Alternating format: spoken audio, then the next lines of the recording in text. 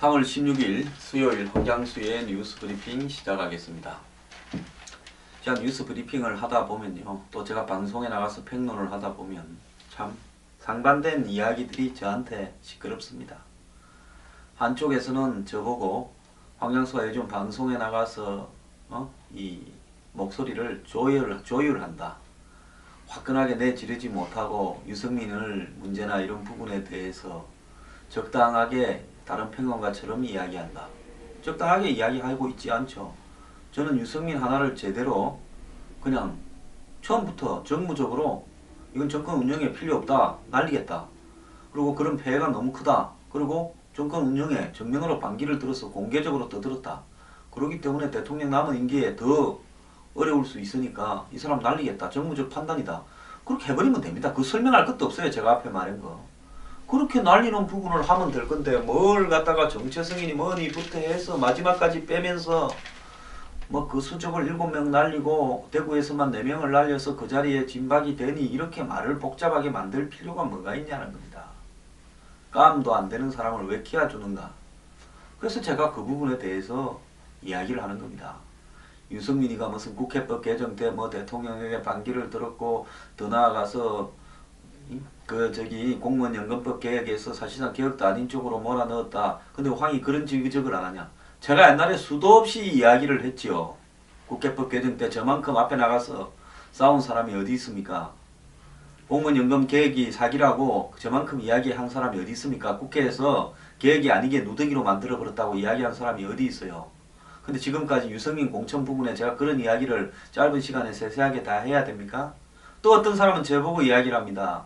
유승민 문제에 대해서 황장수 소장은 유승민이 개혁적이고 박근혜 대통령이 잘못하는데 왜 그 부분에 대해서 지적을 하지 않고 적당히 이야기를 하느냐. 저는 유승민이 말로만 개혁적이기 때문에 유승민을 비판합니다. 자, 오늘 첫 번째 주제로 유승민 사태를 놓고 하는 이 지금 벌어지는 공방에 대해서 좀 이야기를 하려고 그러는데요. 유승민 자체에 대해서 잘못 알고 있는 사람들도 고쳐야 되고 또 유승민을 저렇게 처리하는 문제를 가지고 저렇게 하는 것도 고쳐야 된다. 저는 그런 입장입니다.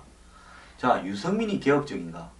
유승민은 말로 개혁적입니다. 유승민의 측근이라는 이혜훈도 경제에서 말로 개혁적입니다.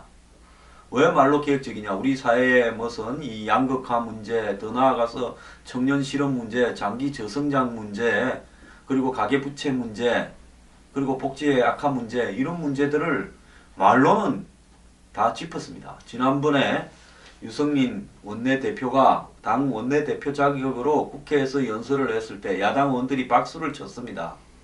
거기에 제기되었던 문제 중에는 이미 저도요, 그 당시에 제기된 문제 중에는 상당수 나도 공감하고 그렇다고 이야기를 했습니다. 방송에서요.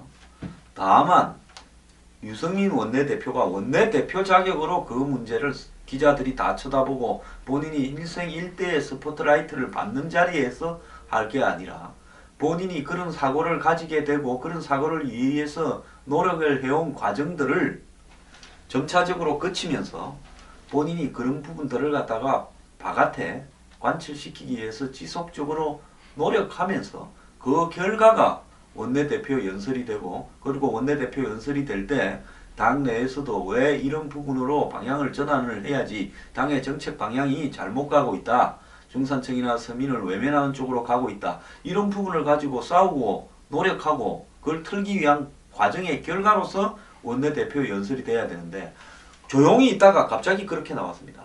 아니, 말로만 개혁적 누가 못합니까?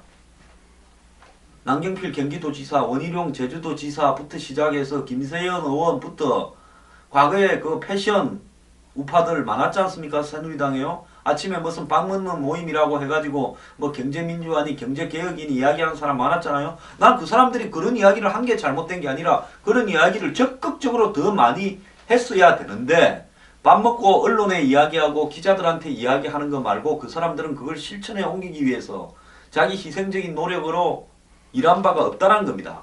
그렇게 이야기한 사람들 대부분 면면을 보면요, 다 어떤 사람이냐? 부모 잘 만나가지고 한마디로 부모 덕으로 돈이 너무 많고 부모의 후광으로 정치하는 사람. 딱 특징들 한번 보세요. 제가 말한 사람들. 안 그러면 운동권 스타로서 정치판에 쉽게 들어와가 쉽게 대선 후보급이 된 사람. 딱 그런 사람 두 종류가 그런 이야기를 합니다.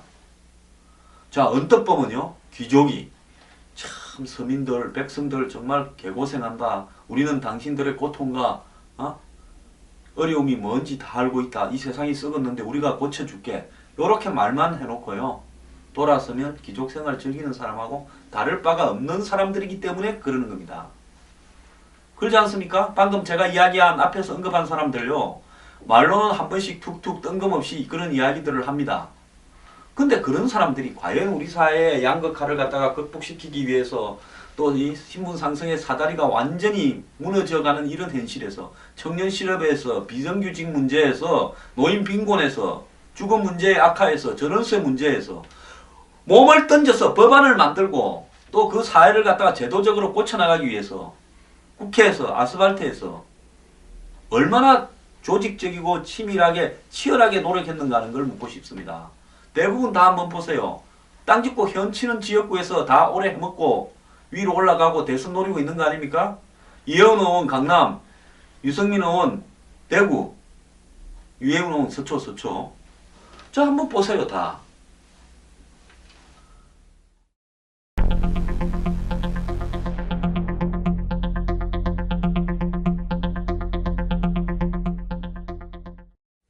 그래서요 가끔씩 한마디로 밥 먹다가 라면 먹는 식으로 경제개혁, 경제민주화, 사회적 불평등, 양극화를 이야기합니다. 이게 진정성이 눈꽃만큼이라도 있다고 보십니까? 그래서 유승민 의원 어떤 분이 어제 블로그에 댓글을 다셨는데요. 유승민 의원이 과연 자기가 국회에서 이야기한 부분을 고치기 위해서 현장에서 얼마나 실천을 했는지 한번 이야기를 저한테 좀 해주십시오. 말로 갖고 떠들면 계획입니까? 유승민 의원이 정말 계획이었다면 공무원 연금을 갖다가 개혁하겠다 했을 때 국민연금을 연동시키고 또 공무원 연금의 이 폭을 줄이려고 하는 부분에 있어서 그런 식으로 합의를 해주면 안 되죠. 그런 합의를 깨버렸어야죠. 야당이 이야기하는 것은 계획이 아니다. 공무원 연금 노조라는 기득권 집단의 발목이 잡혀서 그렇게 가서는 안 된다. 이렇게 말을 해야 되지요. 제가 이렇게 말하면 또 공무원 분들이 듣고 또 황장수 뭐 싫다 어쩌다. 근데 저는요. 누가 좀 듣기 싫은 사람이 있고 누가 좀 손해를 보는 부분이 있다 하더라도 사회가 그렇게 가서는 안 되는 건 안 되는 겁니다. 제가요 만약에 유승민이 은행을 갖다가 합의를 시켰으면 제가 앞장서서 이번에 유승민 자르면 안 된다고 총대를 맸을 겁니다. 유승민은 가끔 엄만 했지 행을 전혀 하지 않았다는 겁니다. 국회법 개정안 때도 그렇습니다. 국회법을 개정하는 것이 개혁입니까?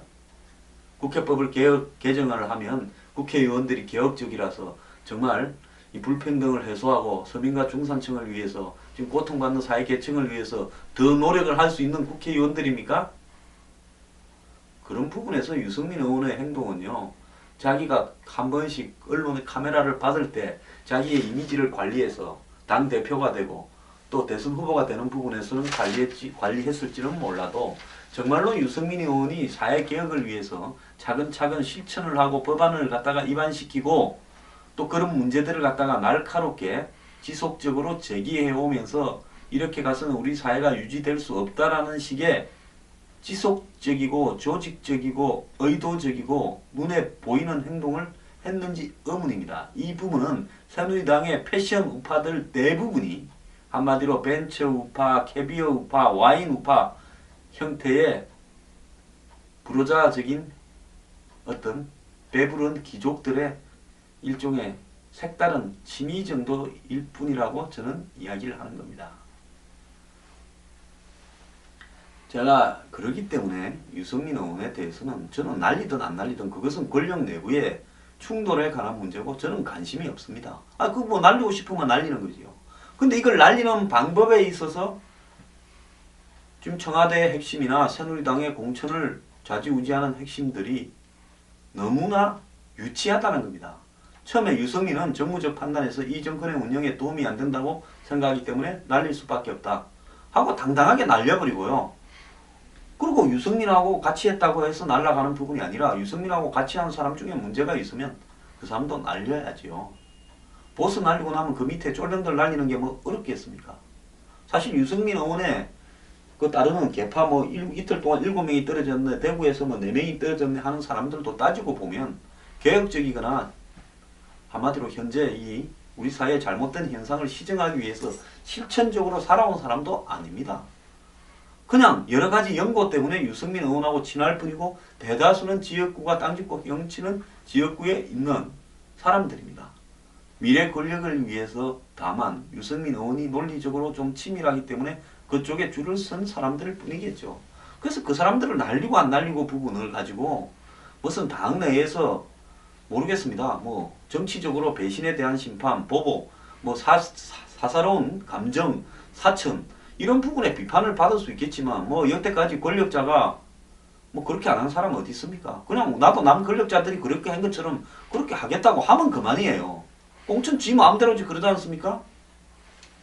근데 뭘 그렇게 복잡하게요. 정체성 운운, 무슨 조건 운운부터 시작해서 무슨 온갖 무슨 칼춤을 출 것처럼 텔레비 앞에 공관위원장이 나와서 매일 이야기하면서 해가는 걸 보면 아무리 큰 소리를 쳐도 지켜보는 사람은 찌질하다라고 볼 수밖에 없는 겁니다. 자, 제가요 지금 이런 이야기들을 TV 나가서 날것으로 한번 해보세요. 내일부터 또 TV 정지될 겁니다. 달랑 2군데 저 멀리 경인방송에 일주일에 한 번 나가는 거 그것도 제가 하는 게 배가 아파서 저보고 더한 걸 요구합니까? 영화 글래디에이터 보면 러셀 크로우가 이야기합니다. 아직도 만족하지 않냐고. 저한테 뭘 더 요구합니까? 제가요 많이 지르다가 이쪽 저쪽 저 다 싫어하지 않습니까? 제가 편이 어디 있어요? 지르기로 말하면 저만큼 질러서 인생 망가진 사람 없으니까 저한테 너무 많은 요구하지 마세요. 안 하는 사람들한테 이야기하거나 정말로 그런 이야기를 하는 사람은 칼을 가지고 있는 권력이 이런 부분들은 잘못한다고 한번 질러보세요.